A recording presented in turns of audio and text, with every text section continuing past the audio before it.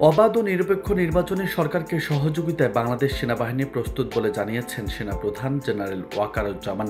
মঙ্গলবার সকালে ঢাকার সেনানিবাসে অফিসার্স অ্যাড্রেস অনুষ্ঠানে সেনা সদস্যদের উদ্দেশ্যে দেওয়া বক্তব্যে একথা বলেন সেনাপ্রধান। এতে পদস্থ কর্মকর্তারা সরাসরি উপস্থিত ছিলেন এবং দেশের অন্য সব সেনা স্থাপনার কর্মকর্তারা ভার্চুয়ালি যুক্ত হন। সেনাপ্রধান বলেন, দেশ এখন নির্বাচনের দিকে যাচ্ছে। অবাধ, সুষ্ঠু ও নিরপেক্ষ নির্বাচন অনুষ্ঠানে সরকারকে সহযোগিতা করার জন্য সেনাবাহিনী সব ধরনের প্রস্তুতি নিয়েছে। তিনি আরও বলেন, দীর্ঘ সময় ধরে সেনারা মাঠে দায়িত্ব পালন করছেন। আগে এত দীর্ঘ সময় মাঠে থাকতে হয়নি, তাই সবার সঙ্গে ভালো সম্পর্ক বজায় রাখতে হবে। দূরত্ব থাকলে তা দূর করতে হবে। সেনাবাহিনী একটি পেশাদার সংগঠন। মাঠে দায়িত্ব পালনের সময় পেশাদারি দেখাতে হবে। প্রতিশোধমূলক কোনো কাজে জড়ানো যাবে না।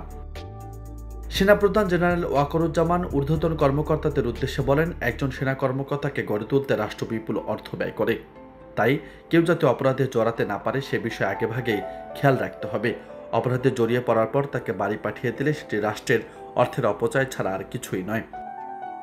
বাংলাদেশ সেনাবাহিনী নিয়ে অনেক ধরনের কটূক্তির বিষয়ে সেনাপ্রধান জেনারেল ওয়াকারুজ্জামান বলেছেন, এসব মন্তব্যে অখুশি হওয়ার কিছু নেই।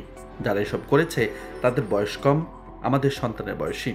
তারা বড় হলে নিজেদের ভুল বুঝতে পারবে, তখন নিজেরাই লজ্জিত হবে। সামাজিক যোগাযোগ মাধ্যমে ভুয়া তথ্য ছড়ানোর প্রসঙ্গে সেনাপ্রধান বলেন, সেনাবাহিনীর বিরুদ্ধে বিভ্রান্তিকর বার্তা ছড়ানো হচ্ছে।